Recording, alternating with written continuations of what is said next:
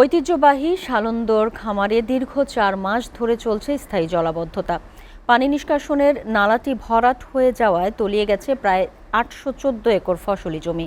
এতে চরম লোকসানের মুখে পড়েছেন প্রায় ৩৩ জন আখ চাষি সহ শত শত লিজ গ্রহীতা প্রান্তিক কৃষক।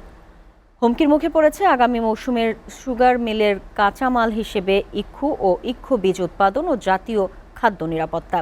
এ নিয়ে ঠাকুরগাঁও থেকে জাকির মোস্তাফিজ মেলুর পাঠানো তথ্য ছবিতে দেখুন ডেস্ক রিপোর্ট।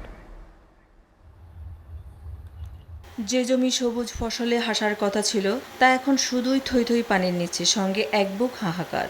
ঠাকুরগাঁও সুগার মিলের ঐতিহ্যবাহী শালন্দর খামারের দৃশ্য এটি। গত ৪ মাস ধরে এখানকার প্রায় ৮১৪ একর জমি তলিয়ে আছে স্থায়ী জলাবদ্ধতায়। এনজিও আর চিনিকল থেকে চড়া সুদে ঋণ নিয়ে লিজ নেওয়া জমিতে আখ আর ধান বুনেছিল ভূমিহীন কৃষকরা। এখন ফসল নষ্ট হওয়ার পাশাপাশি ঋণের ঘানি টানার আশঙ্কায় তারা দিশেহারা।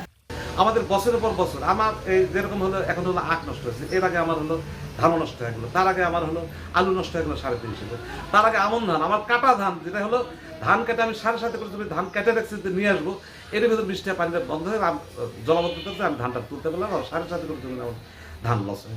একটা আলু আমরা তুলতে পারিনি, ওখান থেকে সব পচে গেছে।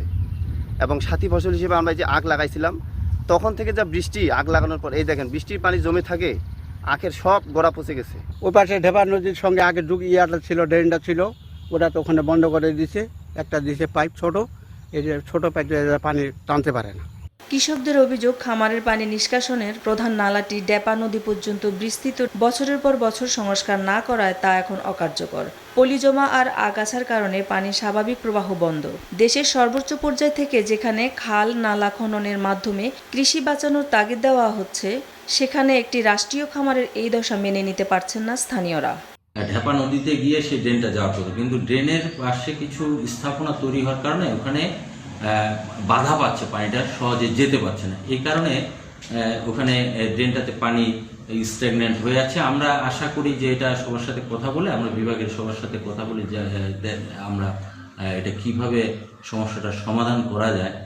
আশ্বাস নয়, কৃষকদের দাবি শুধু আশ্বাস নয়, অবিলম্বে ডেপা নদী পর্যন্ত খালটি খনন করে স্থায়ী ড্রেনেজ ব্যবস্থা করা হোক। তা না হলে ঋণের জালে জর্জরিত এই প্রান্তিক চাষিরা চিরতরে হারিয়ে যাবেন দারিদ্র্যের অতল গহ্বরে।